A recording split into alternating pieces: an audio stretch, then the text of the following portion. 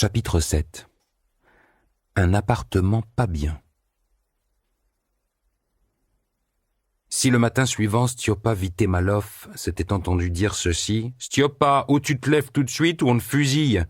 Stiopa aurait répondu d'une voix pâteuse à peine audible, « Ah, fusillez-moi, faites de moi ce que vous voulez, mais je me lèverai pas. » Mais quoi? Se lever? Il avait l'impression qu'il n'arriverait même pas à ouvrir les yeux parce que dès qu'il l'aurait fait, un éclair fuserait et là, sa tête éclaterait en 1000 morceaux. Une lourde cloche tonnait à l'intérieur de cette tête. Des taches marron à filets verts flammés flottaient entre ses globes oculaires et ses paupières closes. Et pour couronner le tout, il avait la nausée avec cette impression que cette nausée était liée au son dont ne savait quel intarissable patéphone.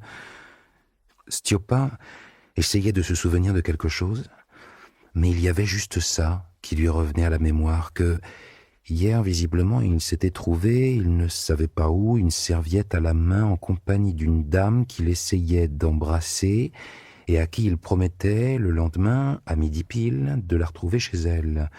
La dame écartait cette perspective et lui disait « Non, non, je ne serai pas là », tandis que Stiopa s'entêtait, insistant « Eh bien, je viendrai quand même ». Mais qui était cette dame? Quelle heure il était en ce moment?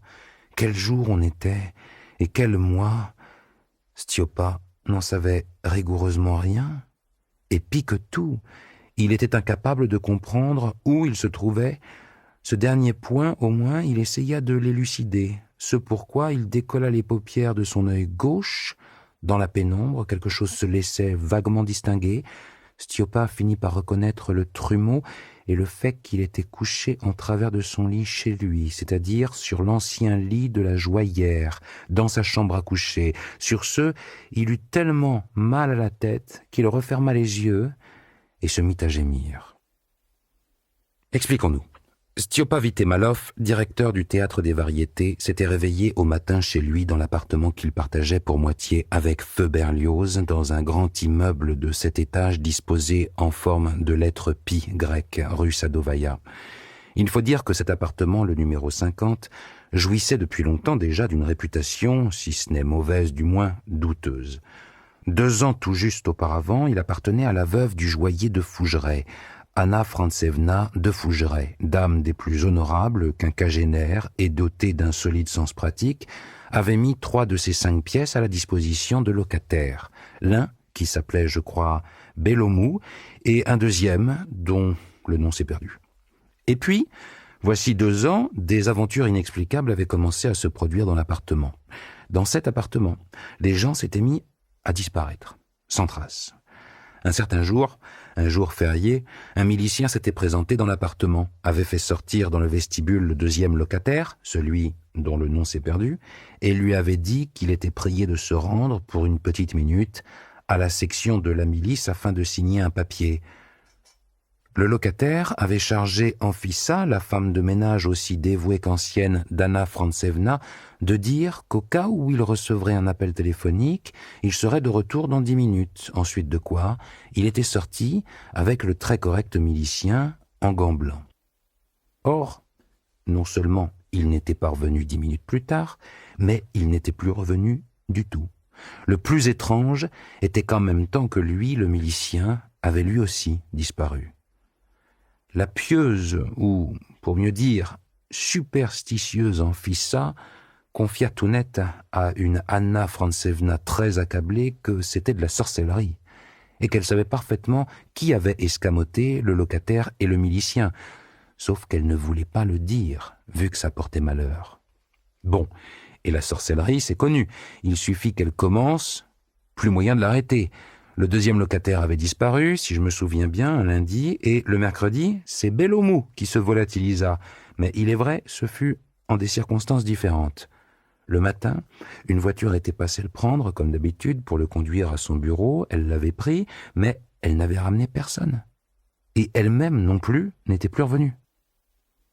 Le chagrin et l'effroi de Madame Belomou furent indescriptibles. Mais hélas, et l'un et l'autre ne durèrent guère. La même nuit revenant avec Anfissa de la datcha dans laquelle Anna Frantsevna s'était en toute hâte, allée savoir pourquoi, rendue, c'est Madame Belomou qu'Anna Frantsevna ne trouva plus dans l'appartement. Et pis encore, les portes des 2 pièces qu'occupaient les époux Bellomont avaient été scellées. 2 jours passèrent, qu'un le 3e jour, Anna Frantsevna, qui n'avait pas cessé de souffrir d'insomnie, repartit toujours en toute hâte à la datcha. Faut-il vous le préciser? Elle n'en revint pas. Anfissa, restée seule, versa toutes les larmes de son corps et se mit au lit à 1h du matin passé. Personne ne sait ce qui lui arriva ensuite, mais, soi-disant, toute la nuit, on entendit dans l'appartement numéro 50 des sortes de bruits de marteau, et jusqu'à l'aube, on vit de la lumière aux fenêtres. Le matin, il apparut qu'Anfissa, elle non plus, n'était plus là. Des légendes coururent longtemps dans l'immeuble à propos des disparus et de l'appartement maudit. Ainsi, par exemple, qu'Anfissa, sèche et pieuse comme elle était, portait soi-disant sur sa poitrine tarie, dans un petit sac de daim, 25 gros diamants qui avaient appartenu à Anna Frantsevna, que, soi-disant, dans le hangar à bois de la datcha où Anna Frantsevna s'était rendue avec une telle précipitation, on avait découvert, comme par miracle, je ne sais quel trésor digne de Crésus sous la forme de ces fameux diamants, ainsi que de pièces d'or émises du temps des tsars, et ainsi de suite, dans le même genre. Bref, ce qu'on ne sait pas, on ne va pas en répondre. Quoi qu'il en soit, l'appartement ne resta vide et sous-scellé qu'une semaine, après quoi vinrent s'y installer le défunt Berlioz avec son épouse et ce fameux Stiopa, lui aussi avec son épouse. Comme il fallait s'y attendre, sitôt qu'ils se furent installés dans ce satané appartement, c'est le diable sait quoi qui commença. Plus précisément, en l'espace du même mois, les 2 épouses disparurent. Bon, elles laissèrent des traces. À propos de l'épouse de Berlioz, on racontait que soi-disant on l'avait vue à Kharkov avec un maître de ballet, alors que l'épouse de Stiopa, disait-on, avait été localisée rue Bojedomka, où, paraît-il, le directeur des variétés, utilisant ses innombrables accointances, s'était arrangé pour lui trouver une chambre, mais à la seule condition qu'elle ne remette plus les pieds rue Sadovaya. Et donc, Stiopa se mit à geindre. Il voulut appeler la femme de ménage, Grounia, et lui demander du pyramidon, mais tout de même, il parvint à comprendre que c'était des bêtises, qu'évidemment, Grounia ne pouvait pas avoir de pyramidon. Il essaya d'appeler Berlioz à l'aide, il sanglota 2 fois, « Micha, Micha !» Mais vous comprenez vous-même qu'il ne reçut aucune réponse. Le silence le plus total régnait dans l'appartement. Remuant les orteils, Stiopa devina qu'il était en chaussettes. Il passa une main tremblante sur sa hanche pour déterminer s'il avait oui ou non son pantalon, mais il n'y parvint pas. Enfin, voyant qu'il était abandonné et seul au monde, que personne ne pourrait lui venir en aide, il décida de se lever, fût-ce au prix d'efforts surhumains. Stiopa décolla ses paupières et vit se refléter dans la glace du trumeau un homme aux cheveux en bataille, la face enflée couverte d'une barbe de plusieurs jours, les yeux vitreux, la chemise sale, avec faux col et cravate, en caleçon et chaussettes. Lui, dans la glace, il se vit ainsi, mais à côté de la glace, il vit un inconnu, vêtu de noir et coiffé d'un béret noir. Stiopa s'assit sur son lit et fixa l'inconnu de ses yeux ronds tout injectés de sang. Ce fut cet inconnu qui rompit le silence en prononçant d'une lourde voix de basse et avec un accent étranger les paroles suivantes, le « bonjour très sympathique Stepan Bogdanovitch ».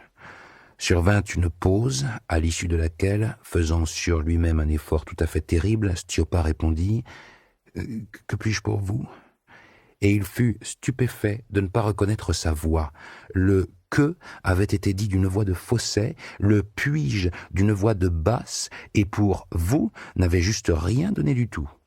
L'inconnu eut un rictus amical, il sortit une grosse montre en or au couvercle serti d'un triangle de diamants, la fit sonner 11 fois et dit « 11 heures, 1 heure exactement que j'attends votre réveil, parce que vous m'avez fixé rendez-vous chez vous à 10 heures et je suis là. » Stiopa chercha à tâtons son pantalon sur la chaise à côté du lit et murmura « Excusez-moi ».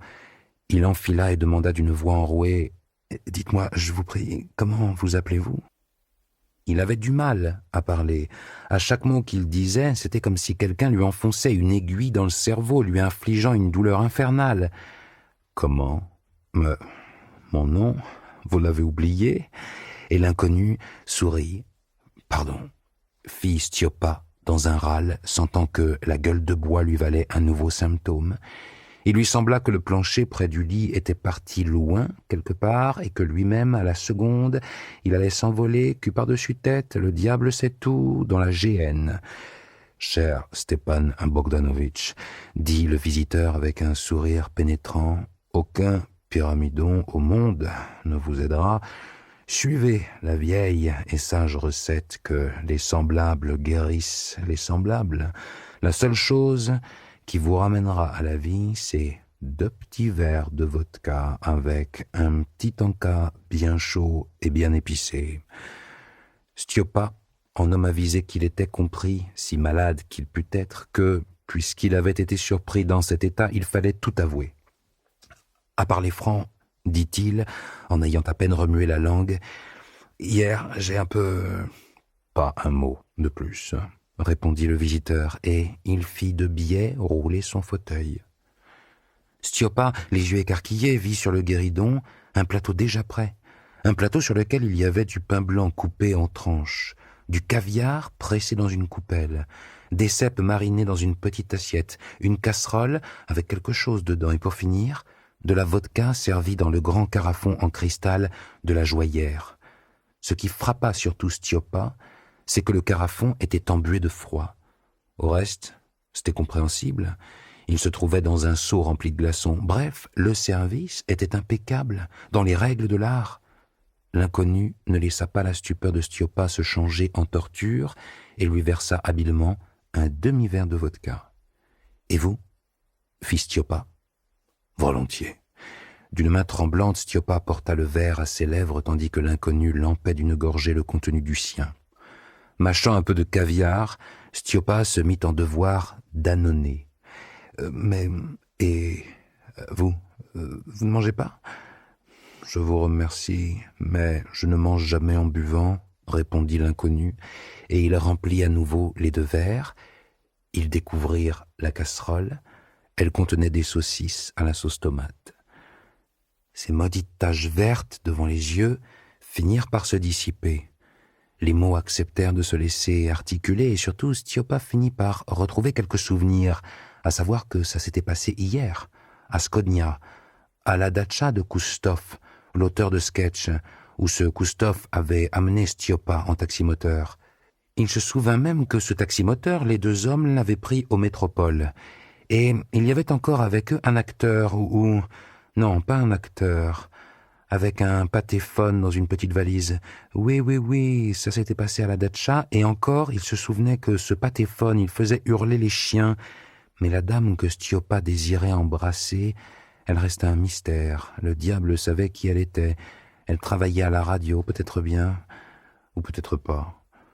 La soirée de la veille de cette façon revenait peu à peu à la lumière, mais c'est le jour présent qui pour l'instant intéressait Stiopa bien davantage, et en particulier l'apparition dans sa chambre à coucher d'un inconnu avec, qui plus est, repas et vodka. Ça n'aurait pas été du luxe de le tirer au clair. Et donc, maintenant, j'espère, vous vous souvenez de mon nom ? Mais Stiopa n'eut qu'un sourire penaud et un geste d'impuissance. N'empêche, je sens que vous avez bu du Porto sur votre vodka. Voyons, peut-on faire des choses pareilles ? Oh, j'ose vous prier que cela reste entre nous, dit Stiopa sur un ton légèrement suppliant. Oh, bien sûr. Mais à l'évidence, je ne peux pas répondre de Koustov. Parce que vous connaissez Koustov ?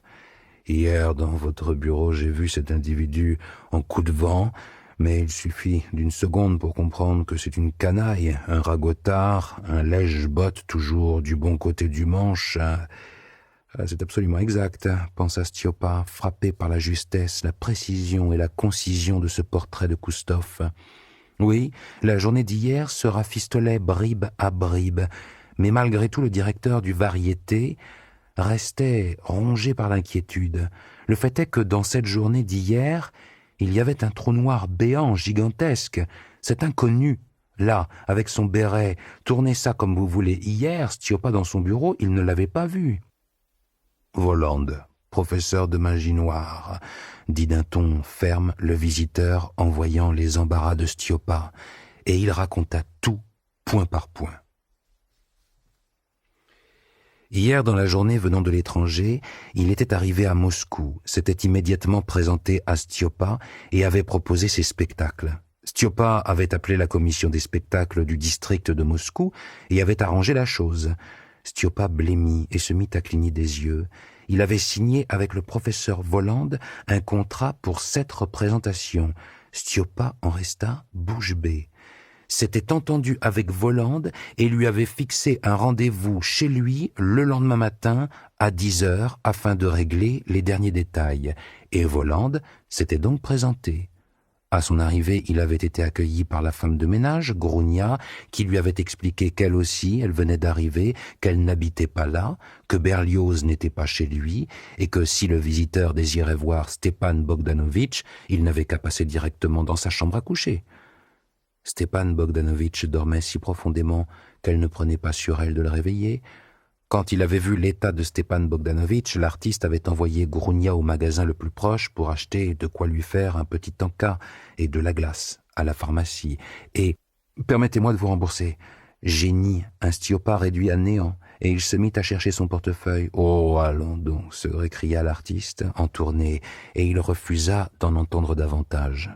Et donc, la vodka et le repas avaient trouvé leur explication. Mais malgré tout, Stiopa faisait pitié à voir. Il ne se souvenait absolument de rien à propos du contrat. Et vous pouviez le tuer sur place. Ce Voland, hier, il ne l'avait pas vu. Koustov, oui, il était là.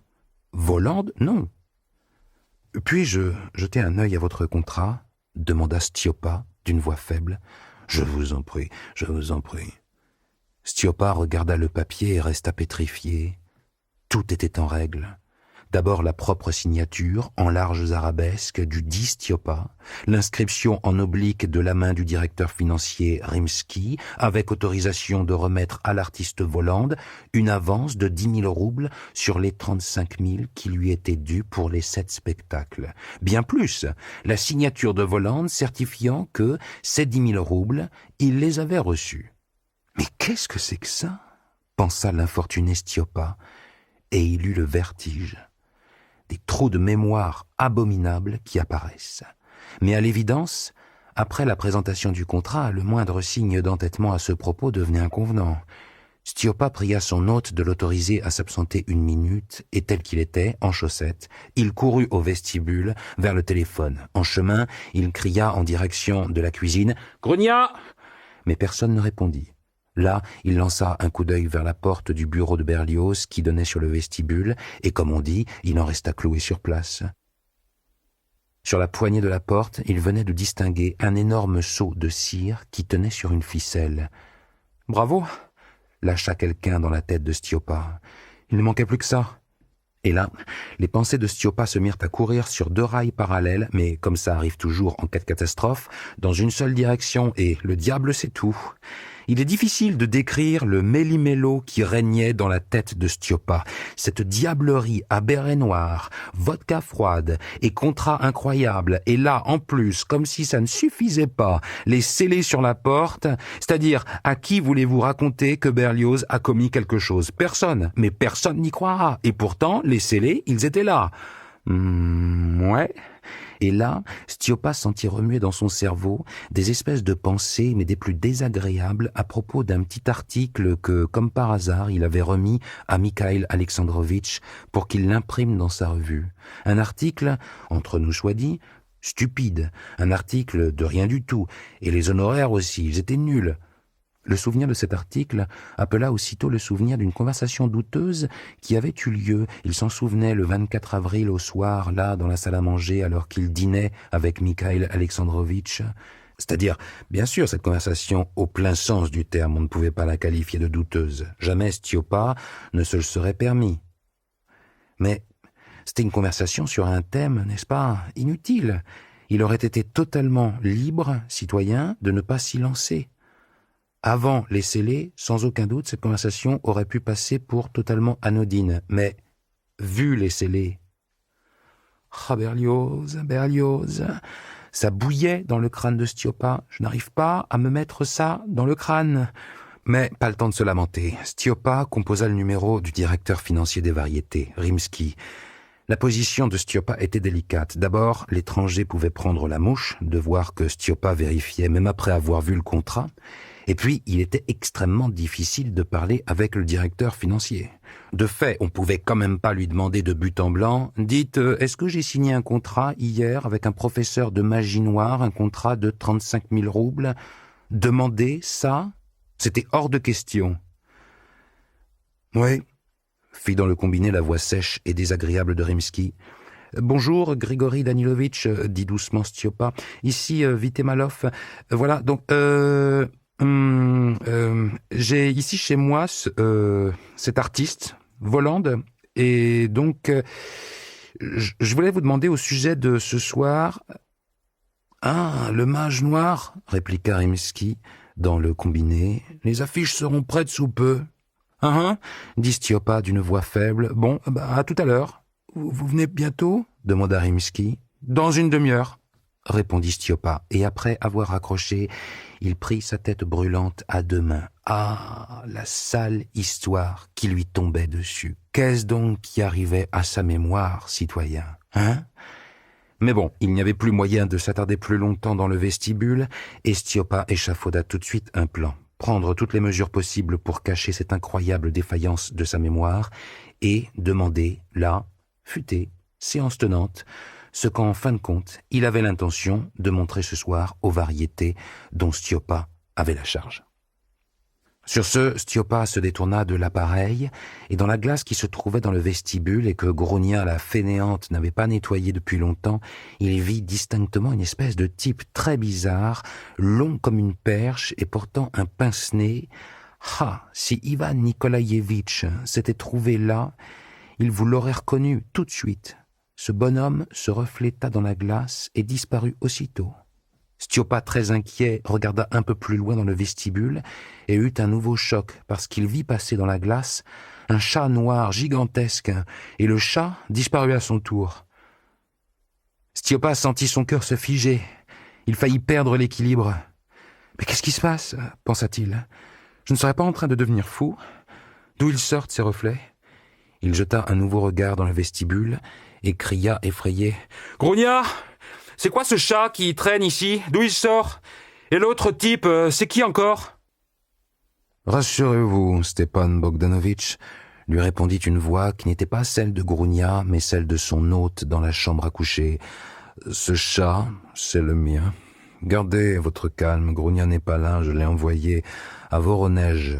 Elle se plaignait que vous lui aviez sucré ses congés. » Ces paroles étaient si incongrues et si absurdes que Stiopa décida qu'il avait mal entendu. Totalement perdu, il se précipita vers sa chambre et resta figé sur le seuil.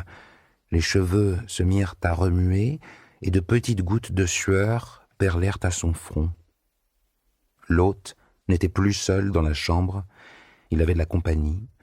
Le deuxième fauteuil était occupé par ce même type qui était apparu dans le vestibule. À présent, il était clairement visible. Des moustaches comme des petites plumes, un verre du pince-nez miroitant, l'autre absent. Mais dans la chambre, il y avait bien pire. Sur le pouf de la joaillère, affalé dans une pose désinvolte, un troisième. Précisément, ce chat noir d'une dimension terrifiante tenait un petit verre de vodka dans une patte et dans l'autre, une fourchette grâce à laquelle il avait déjà eu le temps d'embrocher un champignon mariné. La lumière déjà faible dans la chambre acheva de s'éteindre dans les yeux de Stiopa. « C'est donc comme ça qu'on devient fou !» pensa-t-il, et il s'appuya au chambranle de la porte. « Je vous vois un peu surpris, très cher Stepan Bogdanovitch, » s'enquit Voland, auprès d'un Stiopa qui claquait des dents, « mais il n'y a pas de quoi, c'est ma suite. » Ici, le chat but sa vodka, et la main de Stiopa se mit à glisser vers le bas du chambranle. « Et cette suite a besoin de place ? poursuivit Volande, de sorte que nous avons quelqu'un de trop dans cet appartement, et j'ai l'impression que ce quelqu'un de trop, c'est vous. C'est monsieur, chanta le long type à carreaux d'une voix chevrotante désignant Stiopa du nom de monsieur. En général, ces derniers temps, monsieur fait vraiment des cochonneries. Monsieur se saoule, il abuse des femmes en jouant de sa position, du diable si monsieur lève le petit doigt parce que monsieur n'est bon à rien vu qu'il ne comprend rien à ce qui lui est confié. Il jette juste de la poudre aux yeux à ses chefs. Il utilise sa voiture de service pour rien, dénonça le chat, mâchant son champignon. C'est alors que se produisit une quatrième et ultime apparition dans l'appartement, au moment où Stiopa, qui s'était réellement ratatiné jusqu'au plancher, grattait encore le chambranle d'une main sans force.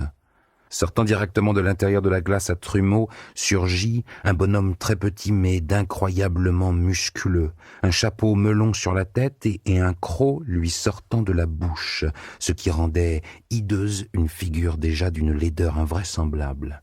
En plus de tout, il était d'un roux flamboyant. « En général, je ne comprends pas, » fit ce dernier, se mêlant à la conversation. « Comment il a pu se retrouver directeur ?» Le rouquin nasillait de plus en plus belle. « Il est directeur comme moi, je suis évêque. Tu n'as rien d'un évêque, Azazello, » remarqua le chat en mettant des saucisses dans son assiette. « C'est bien ce que je dis, » nasilla le rouquin, et, se tournant vers Volande, il ajouta avec déférence, « Vous permettez, messieurs, que je l'envoie à tous les diables loin de Moscou ?»« Chou !» cracha soudain le chat, et son poil se hérissa. C'est alors que la chambre à coucher se mit à tournoyer autour de Stiopa. Il se cogna la tête contre le chambranle, et perdant conscience, il pensa « Je suis en train de mourir ». Mais il ne mourut pas. Entr'ouvrant les yeux, il se retrouva assis sur de la pierre. Quelque chose bruissait autour de lui. Les yeux enfin ouverts, il comprit que ce bruit, c'était celui de la mer, et mieux encore. La vague clapotait juste à ses pieds, et, bref, il était assis tout au bout d'une jetée. Il y avait au-dessus de lui un ciel d'un bleu éblouissant, et derrière, une ville blanche à flanc de montagne. Ne sachant pas ce qu'on fait en pareille circonstance, Stiopa se dressa sur ses jambes tremblantes et suivit la jetée en direction de la côte. Sur la jetée, il trouva un homme qui se tenait, là, fumant et crachant dans la mer. L'homme posa un regard ahuri sur Stiopa et cessa de cracher. Alors, Stiopa lui fit le tour suivant, il s'agenouilla devant le fumeur inconnu et articula « Je vous en supplie, dites-moi, c'est quoi cette ville ?»« Tout de même, » dit le fumeur indifférent. « Non, je ne suis pas sourd, » reprit Stiopa d'une voix enrouée. « Il m'est arrivé quelque chose, je suis malade ou... Où suis-je? C'est quoi cette ville ?»« Bah, Yalta. » Stiopa soupira doucement, tomba sur le flanc. Sa tête heurta la pierre chaude de la jetée. Il venait de perdre conscience.